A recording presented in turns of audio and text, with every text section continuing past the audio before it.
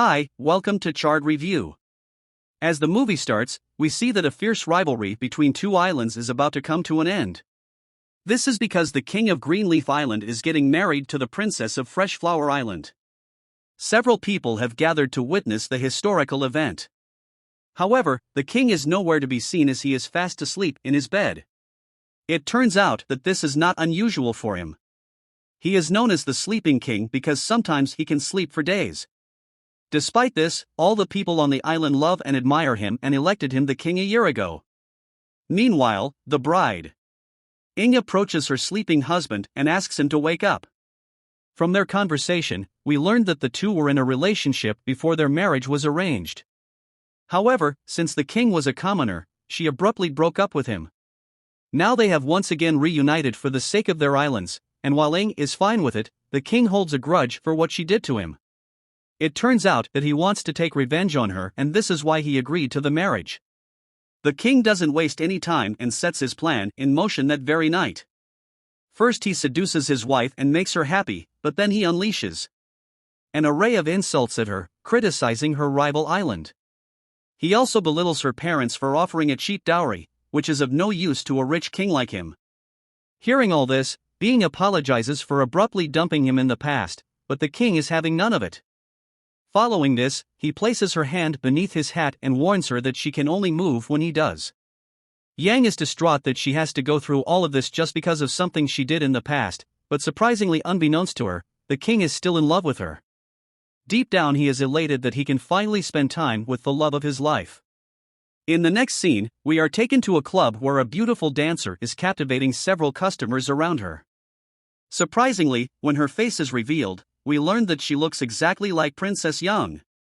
The next morning, the king continues making his wife's life difficult.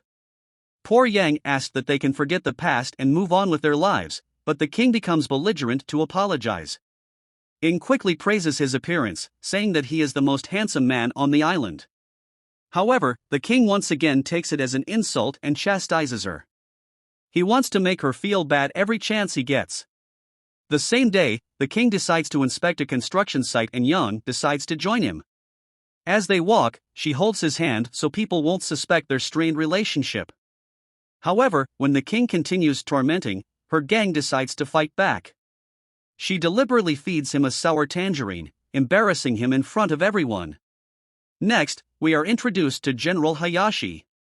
He was a candidate for the throne, but the Sleeping King prevailed over him marginally.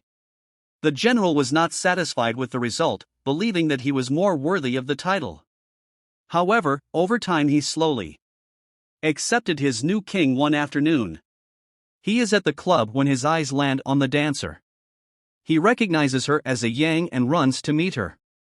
However, by the time he is downstairs, arguing has left the stage and is nowhere to be found.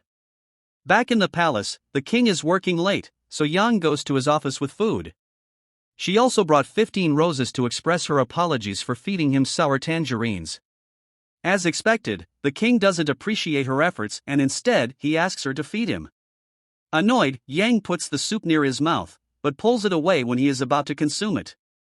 The king scolds her harshly and tells her to sit with them as a servant. However, Ing refuses. She says that they are each other's servants as husband and wife. At night the back and forth continues and the king asks her to lay down her hand yet again. A while later, Yang walks outside but returns with an incense stick from mosquitoes to deal with the mosquitoes that have been bothering her husband. The king adores the gesture but pretends to be unimpressed when she falls asleep. He remembers the day he met her for the first time. He was a mere construction worker and she was a rich lady walking down the street. Her kindness is what caught his eye as she treated the poor with kindness and respect. They met a few times and fell in love with each other, but one day Yang told them that her family would never accept their relationship. The king waited outside her inn for the next month, but she never returned. Then one day he saw a car drive past. Inside was the love of his life making out with another man. He vowed to never forgive her, but they crossed paths again when he saw her in the palace after the Battle of the Two Islands. He had suppressed his feelings for her, but seeing her again made them flood back the next day. General Hashian, a foreigner, come to the palace to attend to dinner with the king and his queen. To the general's surprise, Ing looks exactly like the dancer he is obsessed with, and they also have the same name. He composes himself and asks to raise a toast for the new queen, but a protective king claims that only he can drink in her name. A while later, she excuses herself to go to the washroom. The general follows behind and calls her out for marrying the king for money. He is again shocked when she claims that she is the princess of Freshflower Island. It is then revealed that the dancer Ing and the princess, two different people who are identical in appearance. The general is in love with the dancer, which is why seeing the princess made him go crazy. Just then the king arrives and accuses the general of harassing his wife. Yang wants to defuse the situation, so she takes the general's side and claims they were just talking. The king doesn't trust her and drags her into the room. He berates her for humiliating her husband and hitting on every man in the palace she has left, crying in the room. After he accuses her of being unfaithful. Elsewhere, the general goes to the club and happens to meet the dancer. He asks her what she was doing in the palace, but the woman doesn't have any clue what he is talking about. The general realizes he was mistaken about the queen because she and Yang, look identical. The next day, the king calls Yang to his office and apologizes for being rude the previous day. He hugs her tightly, making sure she cannot run away. Later, Yang's younger brother, Hutam, comes to the palace to spy on her. He wants to ensure that the king is taking care of his sister. He goes to the queen's quarters and looks around before driving away with his assistant when the king turns home. A maid tells him about the man who entered the queen's quarter. Secretly, the king burns in anger and runs to his wife with a gun. She never saw anyone come inside, but the king refuses to believe her. Moreover, he finds a cigarette on the table and knows that Ing doesn't smoke. He crosses all lines and calls her a whore who sleeps with every man she meets. She slaps him in a fit of rage, but it only multiplies his anger. He then tries to undress her while she yells at him to stop. When Yang realizes where the commotion is leading, she stabs him with her hair.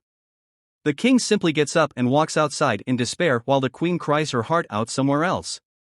Wu Tong is in a restaurant where he hears two people talking about how the queen never smiled. The information is enough for him to want to save his sister. He runs to her quarters in the palace and finds her with blood on her clothes. Even though it's the king's blood, Wu Tong could no longer let Yang stay with him. They pack her belongings and leave the palace. Later that day, the king finds out that his wife got into a car with a man and left. He sees red and orders the guards follow the car. They surround Mutong with guns and the king realizes that Yang is with her brother and not a lover. Still, he cannot forget everything else she has done. He holds Wutong hostage for trying to kidnap his wife and brings the Ying back to the palace. She begs him to set her brother free, but the king remains adamant. This causes a huge argument between the two. The king claims he will let Wutong go if she admits to making love to a man in a car 2 years ago. Yang has no idea what he is talking about, but she does what he says she is even made to admit that she had an affair in front of the entire town while her husband stands smugly unaware that she has been nothing but loyal to him. Jing has no joy left in life. She stopped smiling and talks only when necessary. A few days later, the king's anger dies down and he approaches her again, but this time Bing doesn't try to please him, not even a little bit. She wants a divorce and is eager to return home where she is respected and still has a life. The king tries convincing her otherwise, but nothing works, seeing that she is still proud of herself after performing such atrocities.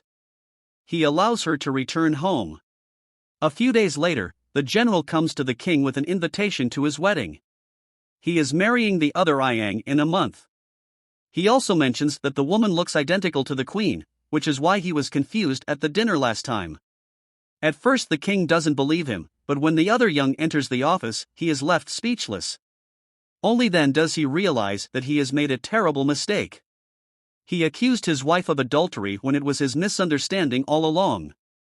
The general offers to apologize to the queen because he was the one who didn't tell them about the doppelganger. Sooner, however, the king knows that nothing he says will bring the queen back after how much he has hurt her, so he resorts to forcing her to return.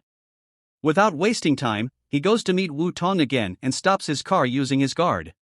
Wu Tang, on the other hand, slaps him in the face, accusing him of hurting his sister.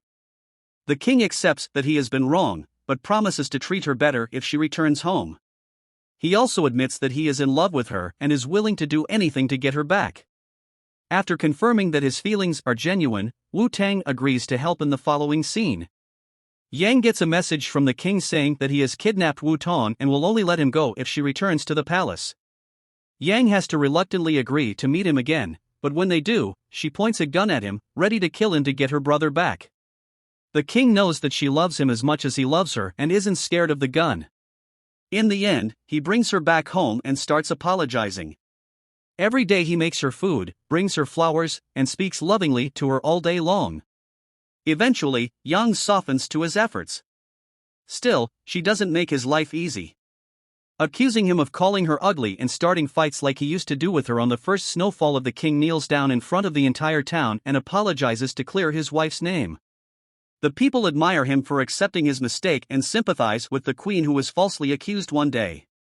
Yang pretends to have a severe stomachache. Her motive is to simply trouble the king. A while later, the fertility doctor arrives and hands her some medicine so that she can get pregnant.